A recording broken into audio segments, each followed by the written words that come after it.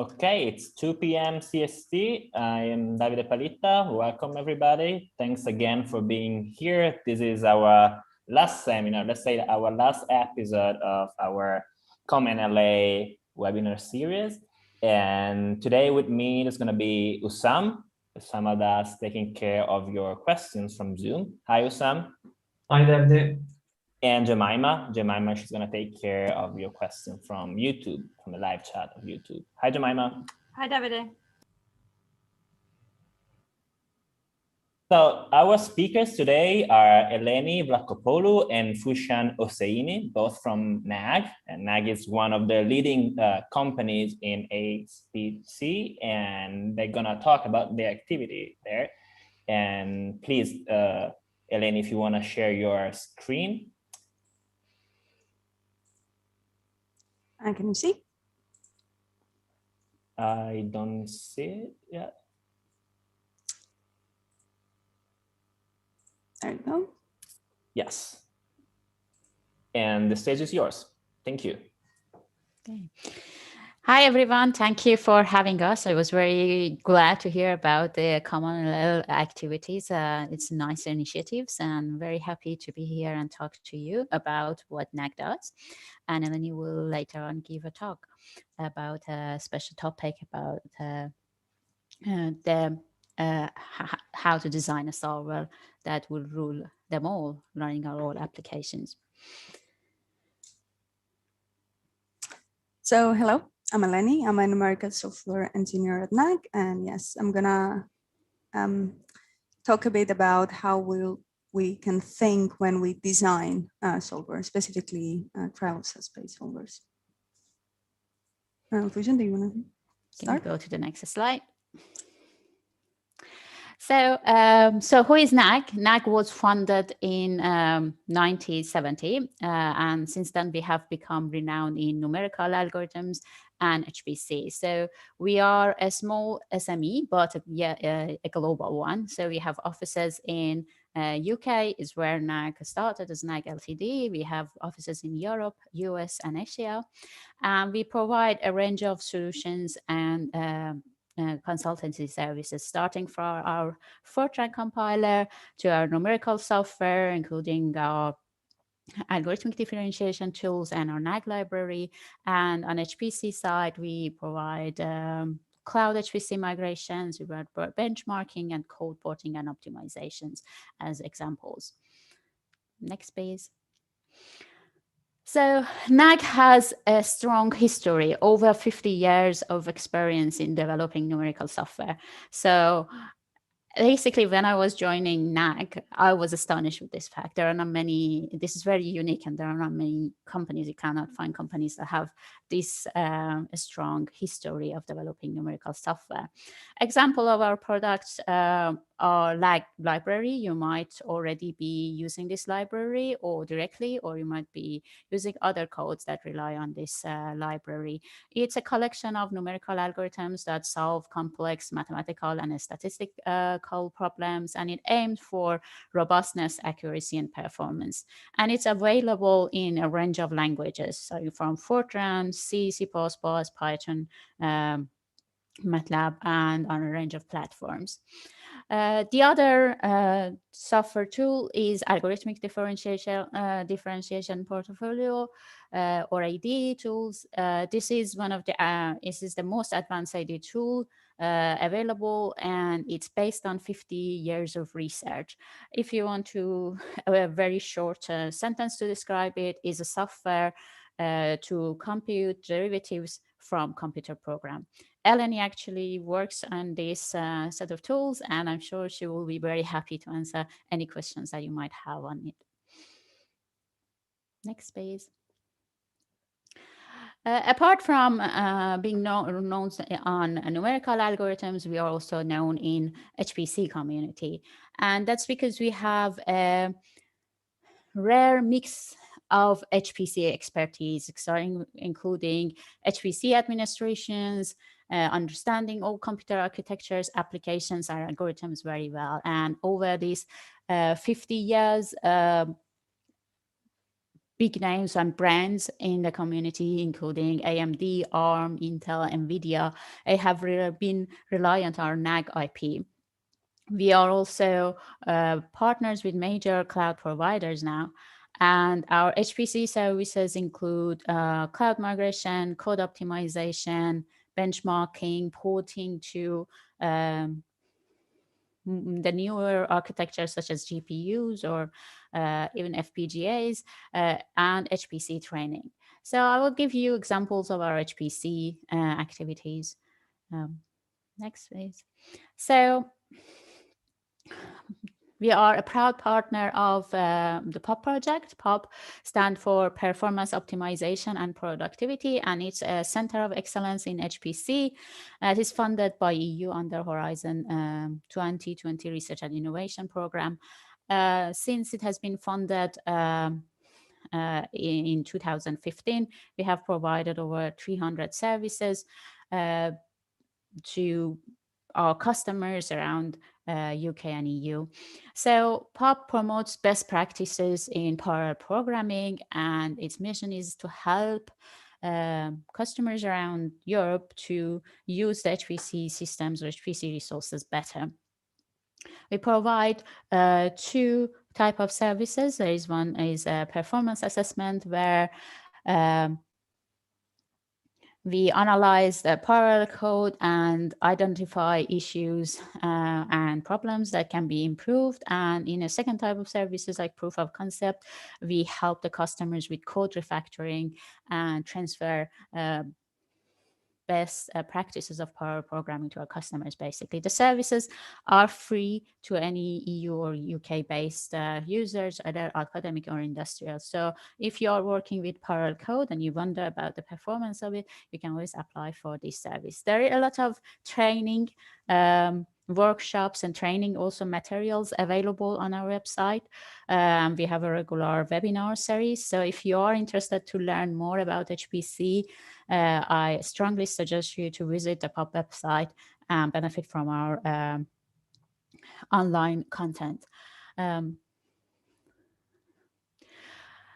So on the other hand, so HPC has been mostly, for many years, it has been a resource that would be available only to, select people or in a special organization. But the drop in the HPC, the price of HPC hardware and also availability of HPC in the cloud has made it available to a much wider range of users. So now HPC is, something that anybody basically can, most people can use it. But availability of HPC in the cloud brings its own challenges. And NAG is here to basically help the customers or to best benefit from availability of this resource in cloud. So it consists different aspects. Is helping people to migrate to cloud, but also at the same time, like on the traditional HPC cost. We do time analysis. We need to do cost to solution analysis. We help the customer to understand what is the cost of running their code and how they can optimize it. And this could include optimizing the code, or it could be optimizing how you build your system in the cloud. And we also partner with a lot of with the major cloud providers, and that helps in helping our customer basically. So I just give you a quick overview about what NAG is and what NAG does. I want to finish with our activities in Women in HPC. So you might have heard about the initiatives. So since it started, it has gained a lot of momentum. It's an international effort, and the goal is to promote, build, and leverage a diverse and inclusive HPC workforce. Women HPC has different activities. There are regular workshops that are run at ISC and SC conferences each year. And then there are a large number of people like members. So you, as an individual, you can become a member. The membership is free, and organizations can apply to become a chapter or affiliate. And that usually means that you do something in your organization and that helps basically people in the same organization to put their effort together in line with Women in HPC mission. So from NAG was one of the first companies, or maybe even the first company to become a chapter. We were in the first round of the pilot. And since then we have contributed in different events, like we try run some training events and tutorials targeted at women and underrepresented groups. This also helped us as an organization to look internally and see how we can improve our procedures, such as recruitment or other activities. So if you are not a member and you're a member of HPC community, I strongly suggest you to join this. It's a great networking opportunity, and it sometimes also have some mentorship or fellowship opportunities that can be very helpful depending on where you are in your career. So that was all I wanted to say. Thank you again. And I hand over to Eleni to give her talk. Thank you, Fujian. So as you have seen from the title, I'm going to talk to you about how we can design trial subspace solvers. And I'm going to focus in conjugate gradient to target different hardware. So it's more, I'm going to talk more about design and less about math. So let's start with some motivation. As you all know, since you're there, since you're here, NLA is a very important component in numerical computing. And there has been a lot of functionality that has been used as many building blocks in many solvers. For example, it is very heavily used in the NAG library. What that means is that by extent, numerical linear algebra is used in many applications. I have put here some well-known kernels that would be BLAS and LAPAC. I am guessing that all of you know them, and they have different implementations which are usually hardware dependent. For example, Intel MKL would perform better on Intel CPUs, and if you were working with NVIDIA GPUs, you would use cuBLAS and so on. But there is an issue with this. Because they are tied to the hardware, they often require a low-level interface. So let's see what are the restrictions that occur from having these hardware-dependent implementations. So starting with the low-level interface, this means that we depend on the data. Usually we assume array contiguity, and many times we use indexing. If you take, for example, a simple plus interface and you see it, you will see that it gets pointers out. And usually if you open the code, for example, in Netlib, you would see that there is indexing there.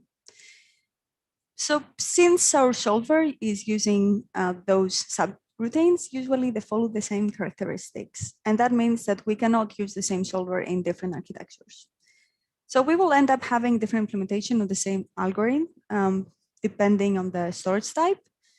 So let's say you want to have a CG solver, you would have one version for CPU and you would have another version for GPU, even if the mathematics of the algorithm remain the same.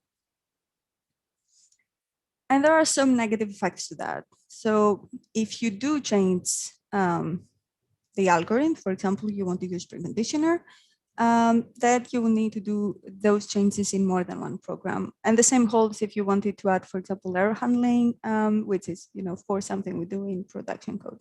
That's very, very time consuming.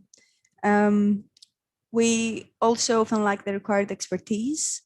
And that means that we could have missing implementations. Maybe we just know how to write, like C and use, CPU code. So we wouldn't have the GPU equivalent.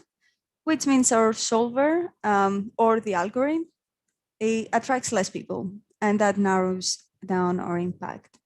So overall, the problem is that we are not flexible enough on where the code is executed, and mainly that's unsustainable because of the cloud technology that is rising.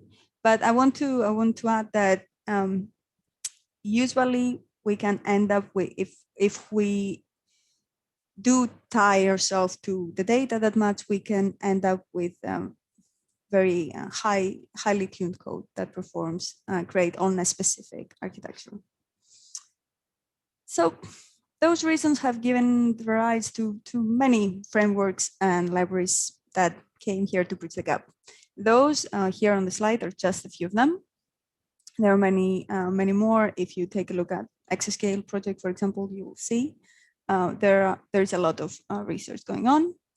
So some libraries seem hardware independent, and I have put seem in quotes there, just because in some degree, some implementation will be different depending on the hardware, but this will be hidden from the user.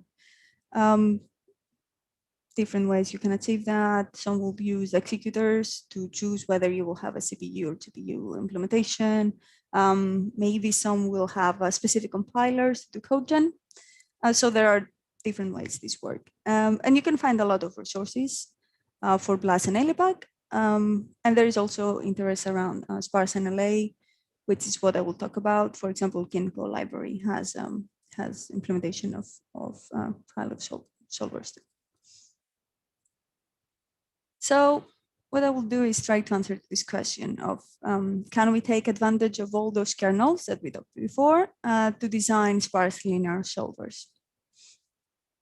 Let's start quickly with a problem, which probably you're all familiar with. We aim to solve a linear system AX equals B, where A is a square matrix. How this works is we start with an initial estimate of the solution, generate a sequence of approximate solutions. So its iterate will be computed using the previous iterate. The stopping criteria are 2.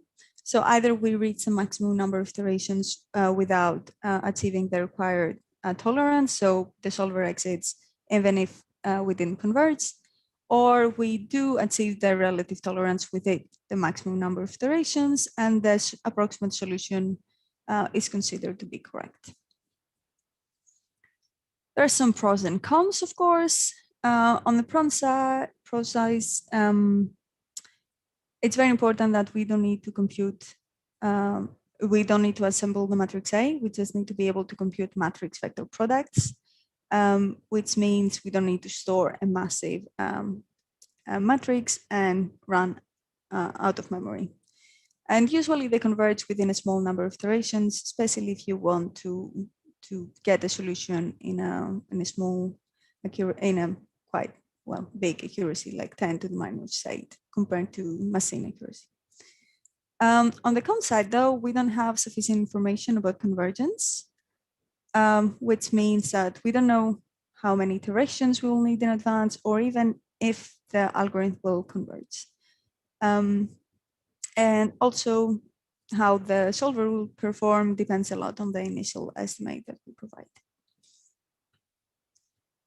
So here you can see the algorithm for CG. I will use this as an example for demonstration on the designing process. So if you see here on the algorithm on the left, you'll see that there is no indexing. So we never access the matrix elements, or we don't access the vector elements directly, like you would do in an LU solver, for example. What you need to do is to have the matrix vector operation, and vector operations specifically be able to compute dot products and scale additions. So can you see? Yes. So here you can see it's the matvec, and here dot products and scale additions here, for example. So those are the minimum requirements to build the solver. So given those minimum requirements, we want to ask ourselves this question. Is there a way to separate the core algorithm from the implementation? And what I mean by that is separate the mathematics of the algorithm from the vector operations. And if yes, how can we do this? So from the title of the talk, you already know the answer is yes. And if you've read the abstract, you will know the answer is C++. So let's take a look at that. You can see on the left, yeah, I hope you can see all of it. This is an actual implementation of CT solver that I wrote for demonstration for you and follows this design. So it's a toy example. It's not production code. There would be, error handling and preconditioners and many more features than just that, but it's actually working, computes the correct results. So how does this work? As you can see, there will be a state function to compute this operator A that we pass in, and the solver is working using some objects that are they are base vector objects. So we have to write a class which is called base vector or whatever you prefer, which abstracts the notion of a vector. And that enables us to do the operations we talked about. So it enables us to do scale add and the dot product. And you can see here that those would be, they would be member functions of that class. And for example, R and P, X, all of them would be a base vector type. So this is how this whole one solver different architecture concept will work. Based on inheritance of C++ classes, what we do is we will, by providing different implementations for this base vector, we will be able to get a solver that works in different applications. So what we need to do is to implement a class myVector that inherits from base vector and then call our solver using this class. So I have done the implementation of base vector. As you can see, this is literally a working example. So it is, yes, that is that small. Probably if you want to write something more detailed and aim really for performance, it would be slightly more complicated than what I have done here. So you can see that here we have two pure virtual functions, scale add and dot, and those are the ones that we have to implement in our own class for the implementation. And also I have provided this norm, which you can override or not override, depending on what you want to do, which is this is just an implementation of the Euclidean norm for checking the error on whether we converged or not. On the right, you can see it's my implementation. So this works by wrapping a state vector. So state vector data here. I have done the implementation of scale add and dot.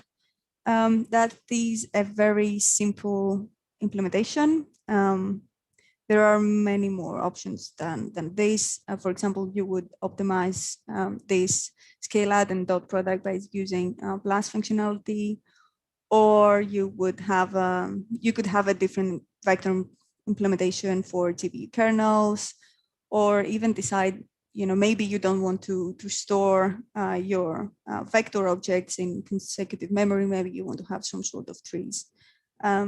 So that's a very simple example just for demonstration on how easily by implementing those two functions you can get your code to run in different architectures and hardware.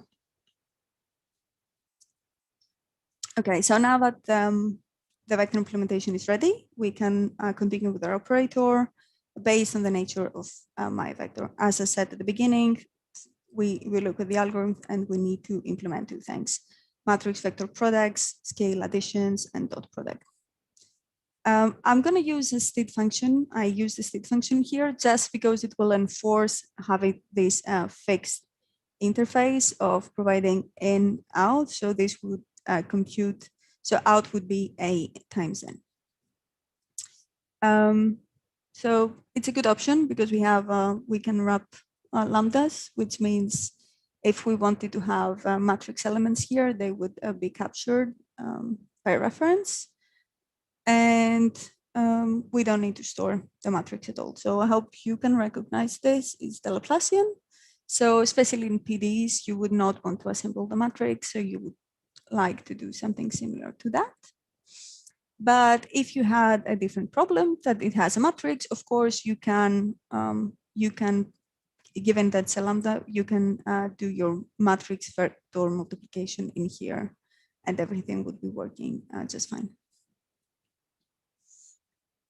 So there is this designing process, and that is what I wanted to show to you, that it's a way to think of when you write your Krylov subspace solver. So first you need to implement a class, which will be, in my case, was a class called CG, which will have a solve method. So this solve method and everything in this class will be written using an abstract class base vector, which just has virtual functions and they're not defined. And then by defining my vector class that inherits from this base vector, you will get all the different implementations that you need. And then you just simply need to pass in the operator using a state function. So this could be, even for the same, that's not fixed to the interface, how your operator will be, but it just needs to have this fixed interface. So you want to pass in a matrix and do matvex, or you just want an operator, both of them work fine. There are a couple of things I didn't mention, and the most important is that C++, it is not a trivial language. So writing the solver can get tricky. You need to be careful with typecasting, for sure, on when you pass in from my vector to the base vector class, but there is definitely a learning curve, but the flexibility is worth it. And this is why everyone had, you can see people, changing from Fortran and C to be using C++. And the libraries are so at the beginning, Ginkgo and Cocos and SQL, they are based in C++ now, and that's the reason, the flexibility that you can have on what you run your code on. So those are the main benefits. I would say the numerical logic of the solver is independent of the vector implementation. What does this mean? Since you have separated the vectors from the algorithm will be well tested. So even if you check the algorithm from my, very simplified implementation of using state vectors, if you have a lot of testing taking place there, then if you change my vector class, what that means, if you get errors, then probably the errors are just in the vector implementations. And that is really just two functions, nothing else. So you can separate, math from implementation. That is very, very important. Of course, you're very flexible in choosing the callback for AX. You don't need to use reverse communication, which is a model that has been used for many, many years. You don't need to restrict yourself to specific storage formats. For example, you will find codes out there that require to run CG, for example, that your matrix will be stored in CSR format, but you can easily add them if you need because of using, lambdas. So C++ is nice that way. And that means that it's very easy to support different data types by just adding a vector class implementation.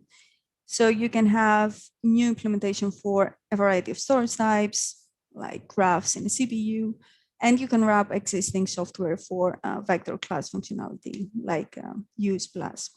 This is something that I would do, for example. So what is next? I have some other answers in this, but I would like, I will give it, after. I would like to see your thoughts, actually.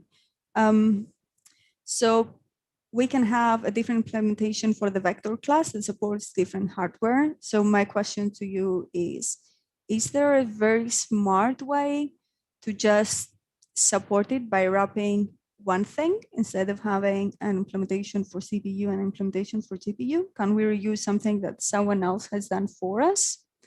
Then can we use the similar logic for different types of algorithms? So I just mean separating some basic components that can be used in our main solver. And also whether we can use different implementation for vector class to implement different data formats. So usually what we have in our mind by default is vectors that are consecutive one after the other, because that fits very nicely with the math that we have in our mind. But are there new things out there that people can take a look at? So we can discuss about those. So I'm gonna stop now. I just want to thank you. Let us know if you have any questions. So I have our website. You can go and take a look. Of course, if you need anything, just get in touch with us. And you can also see we have a lot of material on YouTube or on GitHub that you can take a look at. So thank you. Thank you very much, Eleni and Fushin, for your very interesting talk. So Eleni had some questions for the audience, but of course, if anybody has, I would say, answer or comments about that, please type it in the chat. But I will start with eventually questions from the audience to Eleni and Fushan. Yeah. So Usam, do we have any questions on Zoom? Well, there's Ian Duff who raised his hand, so I will allow him to speak. So yeah, of course, it might be faster.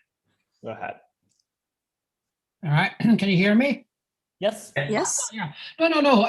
All very interesting. Of course, comment to make. Hello.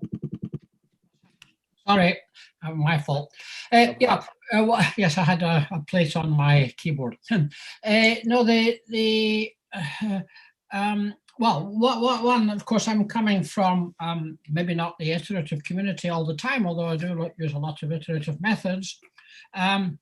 But of course, the one thing I might even disagree with is the comment that they seem to work all the time. Of course, as we well know, if you get a more complicated problem, and Eleni mentioned it, then you do have to do some preconditioning. And that preconditioning can be a huge amount of work, a huge amount of programming. So my real question is, does the interface really help me a lot to do that, given that my preconditioning also I'm going to want to run in parallel or various things? I mean, it seems that just concentrating, of course, CG is a very particular algorithm for positive definite systems, and even there you can need preconditioning to get good convergence. So I just wondered how I can't see immediately how that's folded into the present framework, and it's vitally important if you want to have a solver that you claim will run on many problems. Really, sorry to inject a slight negativity. Oh no. It's absolutely great, because actually in the code that I could not show to you, and this is why I show you a toy example. It's very easy to have preconditioning, and so this is we have not implemented just CG, so GMRES and BiCG stub as well, both running in CPUs and GPUs, and both of them can use the similar logic that you apply the operator AX equals B to do the operator that I show the class. So you can use a very, very similar model to provide a preconditioner. So the preconditioner, the only thing you need to know is how to compute, products with a matrix M, for example. Well, so if you put it in your mind as a matrix, so we have checked it with Jacobi, with block Jacobi. We have checked it with incomplete LU, with both in CPU and GPU. Yeah. And incomplete Cholesky. So what you need to do is wrap this operation, which again will be an operator. So it returns, if you abstract it on your implementation, and you just say that in my implementation of the code, I'm just gonna have an operator M, which will be computing MX and will return it. So M would be your inverse, for example, your, do you understand what I mean? Yeah, well, yes. I mean, Then I think that yeah. will work. And actually in our work, you can either provide your own preconditioner or very easily make it work very nicely with what is out there, like, incomplete LU from super LU, for example. Yes, in some applications, of course, the issue is that, there are particular preconditioners that you have to develop fairly different from, let's say, more standard ones, and then you want to interface them. So you're saying that it would be easy enough for me to interface this into your package, even if I have quite a complicated preconditioner. I think, well, we can chat a bit at coffee Yes, time so or something, but yeah, so if you can tell me what kind of things you have in mind, I can probably give you a more detailed answer. oh, wow, that depends on the problems that I'm going to solve. So let me draw an end to it here, because other people will have questions and we can talk in coffee maybe. Yeah. Yes, thank you. Thank you. Great. Usam, any other question on Zoom? Not on Zoom. There's a comment by Farshid Abdullahi saying, thanks both of you for the great talks. Thank you. Thank you very much. Great. And Jemima, any questions on YouTube? No, not at the moment, but my question actually was a question that Eleni also asked us, which was to do with how this relates to other algorithms, because as you said, the one you presented for CG, you've got kind of a limited number of functions that you need to evaluate, so it's quite straightforward to abstract those in a sense. And do you think, is that going to be the limitation that you'll need an algorithm with a small number of kind of components, or do you think it's just a case of getting those components and then abstracting them, irrespective of how many there are? So it definitely has to do with how many they are, how many different. So that was a very simple implementation. For example, if you might not want to have just scale addition, you might want to have copies, you might want to have a different thing. So if I was going to write it, maybe I would implement a couple of more that would just, all of them can be used using a scale addition, but you can wrap plus and use more performant components. So since it's related, I'm gonna answer those questions. So about implementing the vector class to support different hardware, I talked before about SQL, for example. So SQL, what you can do there is have one building block that will run both on CPU and CPU, depending on like the options you set. So if directly I don't write my vector class, one for my CPU and one for my GPU, and I just write one that wraps SQL, then I have one that runs in both architectures. It runs in FPGAs too. So in all three architectures, and it's not the work that I have done. So I don't need to know CUDA in a sense in order to write it. I just use something that someone else did before me. And this is what is good with that interface. On the using similar logic for different types of algorithms, what I had in mind was block solvers. So block solvers that use components like block LU, block QR. So usually those kernels for LU decomposition or QR, they do exist in Kublas and Intel MKL, because they are, they're very basic. Everyone is using them. So actually you can, if you can abstract those operations. So instead of seeing your code as, again, those have, they have indexing on their core, but if you remove that indexing, the same way that Scalad has indexing, that's how we do it. If you remove the notion when you read and try to do the design, then you can possibly implement it. Of course, not going to be as trivial as this, because it really is trivial. But then again, you write one code and those codes are very heavily used as well. That can just run in different architecture, and there is clearly a need for that right now. you can see like big projects invest so much time and money on getting the whole concept. I'm going to write one code and it's going to run everywhere. There is really a need for that. And the last one was about different data formats. So I know that some people want to work with trees and graphs, and I saw that Graph Plus is out there now. So maybe someone would like to experiment a bit with,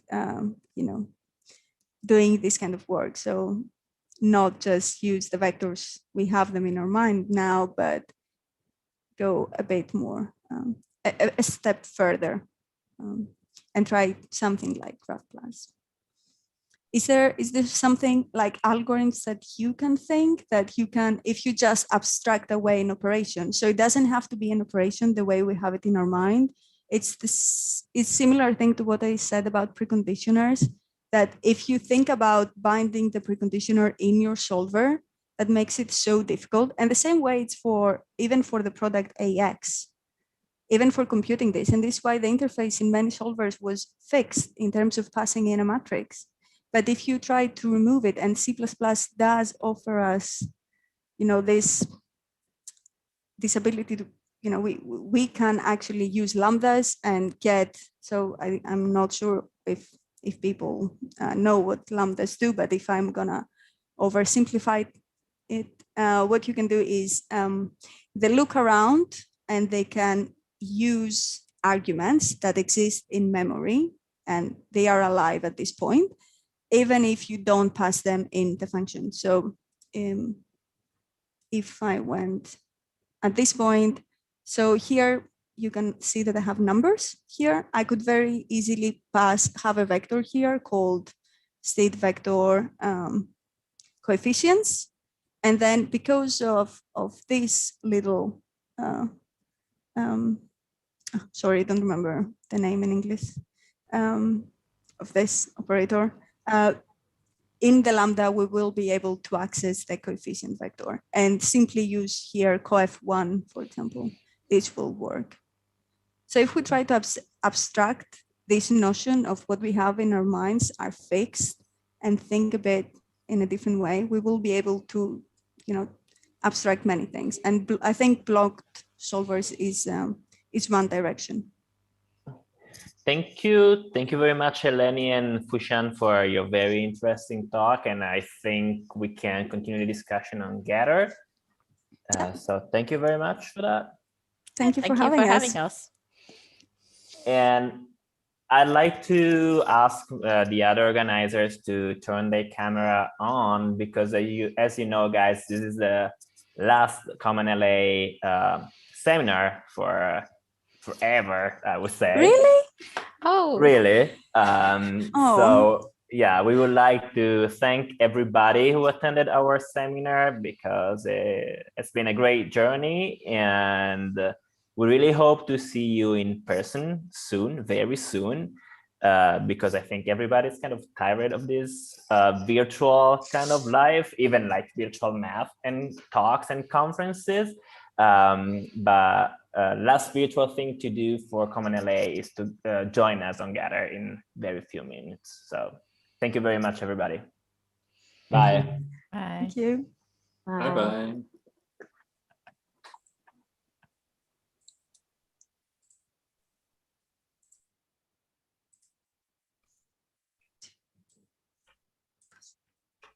Sorry, I'm copying the password. That's fine. Oh, see you in a bit.